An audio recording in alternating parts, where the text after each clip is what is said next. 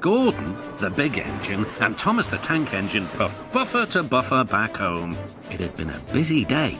First, Thomas had teased Gordon about the time that the big engine had slid into a ditch. Then Thomas fell down a mine and Gordon came to his rescue. "Remember, Thomas," called Gordon grandly, "united we stand, together we fall. You help me and I'll help you." "I'll remember," replied Thomas, "but I hope the Fat Controller forgives us soon." Suddenly they noticed something. As the two engines whistled into the sheds, everywhere they looked they saw paint pots and painters. "Bust my buffers," said Thomas. "What's happening?" "Shh," whispered Percy. "The Fat Controller's going to tell us now." "Ladies, gentlemen, and engines, I am honoured to inform you that Her Majesty the Queen herself is coming here to visit us. Now, on with the preparations." The engines wondered who would pull the royal train. "I'm too old to pull important trains," said Edward sadly. "I'm in disgrace," sighed Gordon gloomily. "He'll choose me, of course," boasted James. "You," snorted Henry, "you can't climb hills. He will ask me to pull the train, and I'll have a new coat of paint." Then the rain came.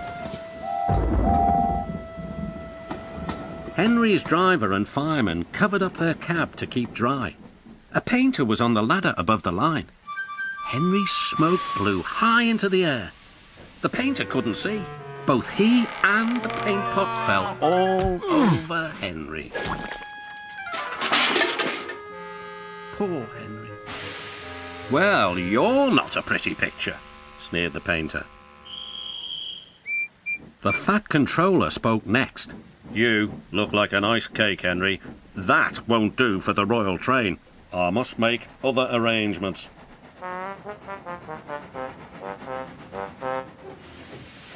Gordon and Thomas were waiting for him. "Please, sir." "One at a time," replied the Fat Controller. "Yes, Gordon?" "May Thomas have his branch line again?" I think you are both very sorry and deserve a treat.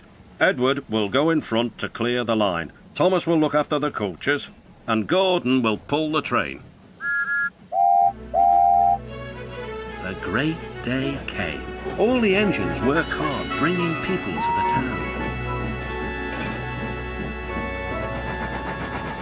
Thomas sorted out their coaches in the yard.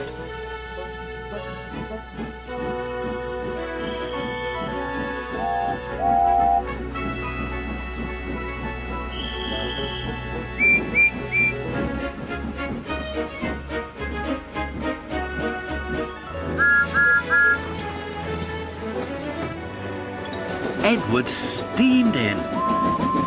"Beep! The Queen is here!" Then Gordon whistled as he approached the station. Everyone knew that sound. The Queen's train glided into the station. Gordon was spotless, and his brass shone brightly.